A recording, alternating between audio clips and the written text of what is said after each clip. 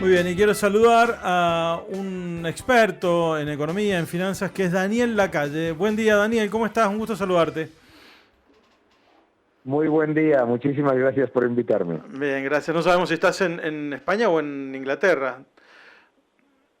En España, Ah, estoy en España perfecto. ahora. Genial, genial. Bueno, gracias por tu tiempo. Básicamente le cuento a la audiencia que es una persona que está siguiendo muy de cerca lo que pasa en nuestro país en función de las reformas que está aplicando el gobierno de Javier Milei. Lo he visto en las redes sociales aplaudir la medida en torno a la Administración Federal de Ingresos Públicos, que la eliminan y la transforman en una agencia de recaudación y control aduanero.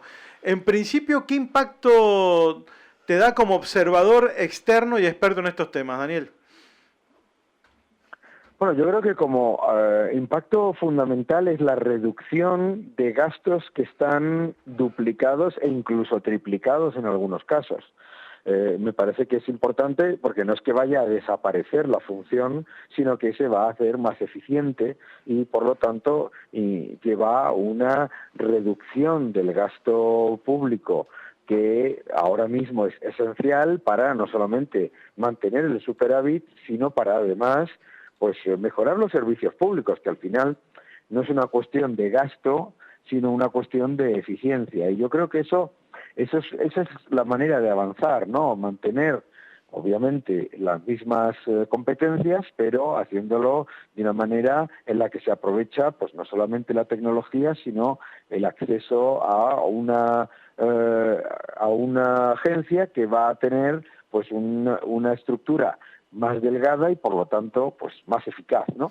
¿Cómo es en otros lugares del mundo? Vos que tenés una experiencia vasta, tu accionar internacional en lo concreto y además sos autor de muchísimos libros sobre cómo mejorar y disminuir la burocracia en el mundo. En países desarrollados, pues si nosotros miramos países que, por ejemplo, suelen utilizar en el debate económico y político, como Dinamarca, Noruega, Suecia, etcétera, estamos hablando de administraciones y agencias que tienen un número de personas trabajando muy pequeño, que utilizan muchísimo la tecnología y que tienen además un gasto muy pequeño con respecto al Producto Interior Bruto y desde luego con respecto al gasto total. O sea, lo que hemos visto como tendencia en los países que llamamos nórdicos, por ejemplo en Inglaterra, en Reino Unido, toda la administración con respecto a la tributación, el contacto con Hacienda, con lo que se llama pues el Inland Revenue, etcétera,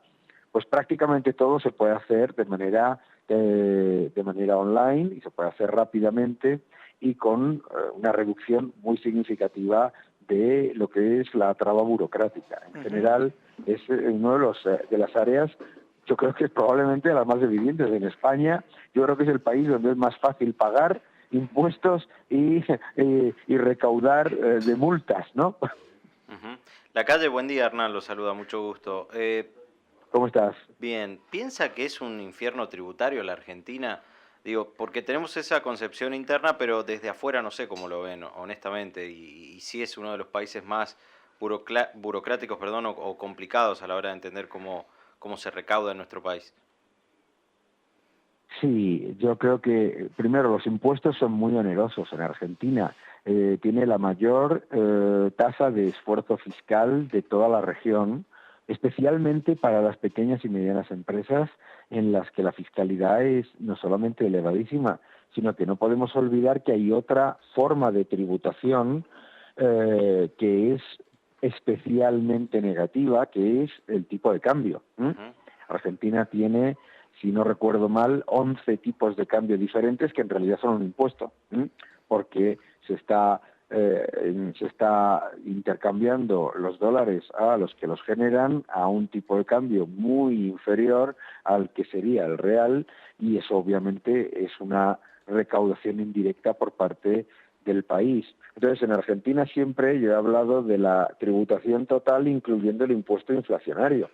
Y tenemos que ser conscientes de que lo que ya son unos impuestos muy elevados, particularmente para las pequeñas y medianas empresas, hay un informe sobre la tributación de las pequeñas y medianas empresas en el que se muestra que algunas pagan hasta un 100% de sus ingresos brutos.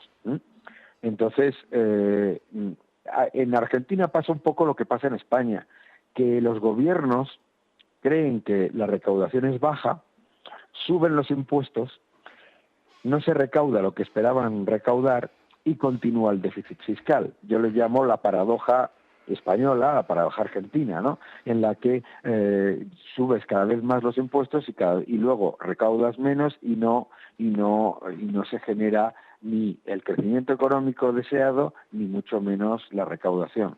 Por lo tanto, sí, efectivamente, Argentina es un infierno tributario, pero no podemos olvidar los tipos de cambio mal llamados oficiales, que son tipos de cambio que en realidad son un impuesto, ¿no? Le consulto con respecto a esto último también que usted decía. Es como que los argentinos nos hemos acostumbrado a que todo nos cuesta 5 veces, acostumbrados a los trámites burocráticos, acostumbrados ya a una inflación altísima mes a mes. Bueno, veníamos de una herencia tremenda, que es la que recibió el presidente Javier Milei. Sí. ¿Usted cree que las reformas que ha implementado el libertario comienzan a dar resultados o, mejor dicho, en qué momento piensa que van a dar resultados más notorios, ¿no?, para la Argentina? Las reformas están dando resultados y mucho más rápido de lo que se esperaba.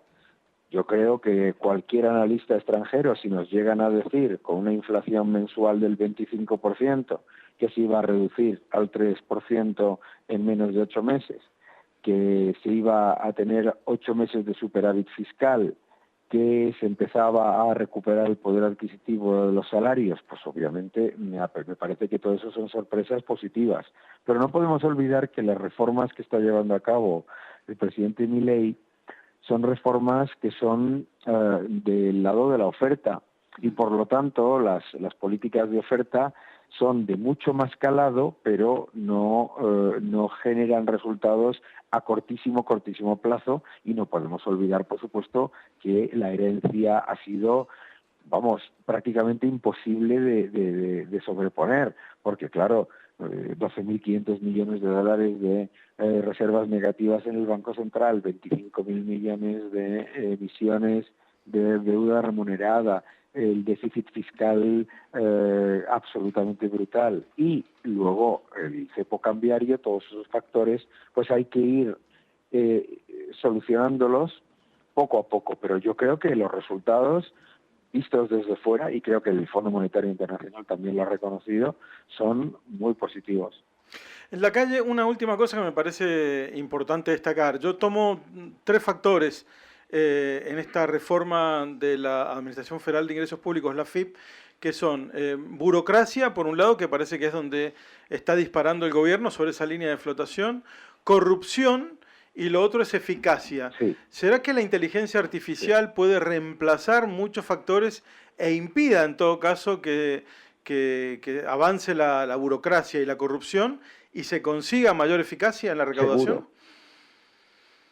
Seguro. Las inteligencias artificiales, yo siempre lo digo en plural para que no se piense que es como una especie de gran hermano global. Perfecto. Son miles y miles, ¿no? Las inteligencias artificiales son una herramienta esencial para evitar la corrupción y los retrasos burocráticos.